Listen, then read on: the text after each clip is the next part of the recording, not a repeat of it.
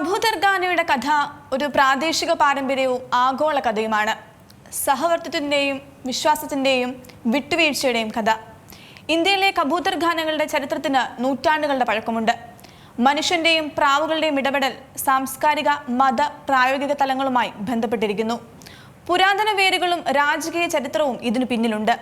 മുഗൾ ചക്രവർത്തിമാർക്കും പ്രഭുക്കന്മാർക്കുമിടയിൽ പ്രാവുകളെ വളർത്തുന്നത് ഒരു ജനപ്രിയ വിനോദമായിരുന്നു. അക്ബർ ചക്രവർത്തിയുടെ ഭരണകാലത്ത് പ്രാവുകളുടെ വലിയ ശേഖരം തന്നെ അദ്ദേഹത്തിനുണ്ടായിരുന്നു.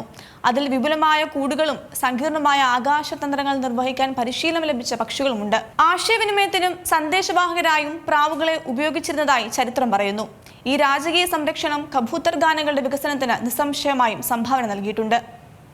ഇന്ത്യയിൽ പ്രാവുകൾക്ക് ഭക്ഷണം നൽകുന്നതിന് പിന്നിൽ സാംസ്കാരികവും മതപരവുമായ പ്രാധാന്യവും ദാനധർമ്മം, ആത്മീയ ഗുണം എന്നീ ആശയങ്ങളും നിലകൊള്ളുന്നു. ജൈന, ഹിന്ദു വിഭാഗത്തിൽപ്പെട്ട ചില വിശ്വാസങ്ങൾ തുടങ്ങി ഗുജറാത്തി സമൂഹങ്ങൾ ഉൾപ്പെടെയുള്ളവർ പ്രാവുകൾ ഉൾപ്പെടെയുള്ള പക്ഷികൾക്ക് ഭക്ഷണം നൽകുന്നത് വലിയ ദാനധർമ്മമായും ആത്മീയ ഗുണമായും കണക്കാക്കുന്നു. ഇത് അനുഗ്രഹവും നല്ല കർമ്മവും കൊണ്ടുവരുമെന്നാണ് അവരുടെ വിശ്വാസം. ഒപ്പം പ്രാവുകളെ പലപ്പോഴും സമാധാനത്തിന്റെയും അഹിംസയുടെയും പ്രതീകമായാണ് കാണുന്നത്. പൂർവിക വിശ്വാസമനുസരിച്ച് പ്രാവുകളെ മരിച്ചുപോയ ആത്മാക്കളുമായി ബന്ധപ്പെടുത്തുന്നു. അവയ്ക്ക് ഭക്ഷണം നൽകുന്നത് പൂർവികർക്ക് വഴിപാടുകളോ അനുഗ്രഹങ്ങളോ നൽകുമെന്ന് സൂചിപ്പിക്കുന്നു. കാലക്രമേണ ഈ പ്രാവുകൾക്ക് ഭക്ഷണം നൽകുന്ന സ്ഥലങ്ങൾ കമ്മ്യൂണിറ്റി ഹബ്ബുകളായി പരിണമിച്ചു. ചാക്കുകണക്കിന് ധാന്യങ്ങളുമായി ആളുകളെത്തി. കബൂതർ ഖാന ചരിത്രപരമായി പട്ടണങ്ങളിലോ ക്ഷേത്രങ്ങളിലോ കേന്ദ്ര സ്ക്വയറുകളിലോ ആണ് സ്ഥിതി ചെയ്യുന്നത്. പഴയ ഡൽഹിയിലെ ജുമാ മസ്ജിദിലും ചാന്ദിനി ചൗക്കിലും സ്വന്തമായി പ്രാവുകളെ മേയ്ക്കുന്ന വേദികളുണ്ടായിരുന്നു. ഏറ്റവും പ്രശസ്തവും ഐക്കണിക് ആയതുമായ കബൂതർ ഖാനകളിൽ ഒന്നാണ് 1933 വലംജി രത്തൻഷി വോറ മുംബൈയിൽ നിർമ്മിച്ച ദാദർ കബൂതർ ഖാന.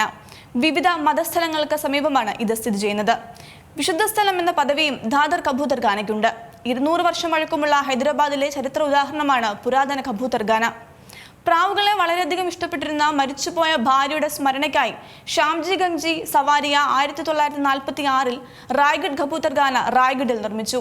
കബൂതർ ഖാനകളുടെ പാരമ്പര്യം പുരാതനവും വിലമതിക്കപ്പെട്ടതുമാണെങ്കിലും ആധുനിക നഗര പരിസ്ഥിതികൾ പുതിയ വെല്ലുവിളികൾ ഉയർത്തുന്നു. പൊതുജനാരോഗ്യ ആശങ്കകളും മറ്റ് ശുചിത്വ പ്രശ്നങ്ങളും ചർച്ചകൾക്കും സർക്കാർ ഇടപെടലിനും കാരണമായി.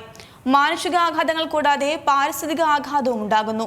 മനുഷ്യന്റെ ആരോഗ്യത്തിന് പുറമെ യൂറിക് ആസിഡ് സമ്പുഷ്ടമായ പ്രാവിന്റെ കാഷ്ടം ലോഹങ്ങളെ നശിപ്പിക്കുകയും കെട്ടിടങ്ങൾക്കും പ്രതിമകൾക്കും കാർ പെയിന്റിനും പോലും കേടുവരുത്തുകയും ചെയ്യുന്നു.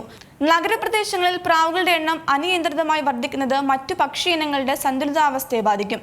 പൊതുജനാരോഗ്യത്തിന് ഗുരുതരമായ അപകട സാധ്യതകൾ ഉണ്ടാകുമെന്ന് ചൂണ്ടിക്കാട്ടിയാണ് മുംബൈയിലുടനീളമുള്ള 51 കബൂതർ ഖാനകൾ അടച്ചുപൂട്ടാൻ മഹാരാഷ്ട്ര സർക്കാർ തീരുമാനിച്ചത്. വിവാദങ്ങൾക്കിടയിലും കബൂതർ ഖാനകളുടെ ചരിത്രം മനുഷ്യ മൃഗ ഇടപെടലിന്റെ സമ്പന്നമായ ഒരു ചരിത്രമാണ്. പ്രായോഗിക ആവശ്യങ്ങൾ, സാംസ്കാരിക വിശ്വാസങ്ങൾ, കരുണയുടെയും സഹവർത്തിത്വത്തിന്റെയും ദീർഘകാല പാരമ്പര്യം എന്നിവ കബൂതർ ഖാനയുടെ അടിസ്ഥാന ആശയമാണ്. ആധുനിക വെല്ലുവിളികൾക്കിടയിലും വികസിച്ചുകൊണ്ടിരിക്കുന്ന ഇന്ത്യൻ പൈതൃകത്തിന്റെ ഒരു സവിശേഷ വശത്തെ കബൂതർ ഖാന പ്രതിനിധീകരിക്കുന്നു. മുഗൾ ചക്രവർത്തിമാർ മുതൽ ഇസ്ഫഹാനിലെ പ്രാവുകളുടെ കൂടുകൾ വരെയും ഡൽഹിയിലെ ചൗക്കുകൾ മുതൽ മുംബൈയിലെ ധാന്യം നിറഞ്ഞ പ്ലാസകൾ വരെയും പ്രാവുകൾ മനുഷ്യ സംസ്കാരത്തിൽ അതിന്റെ സ്ഥാനം പിടിച്ചു.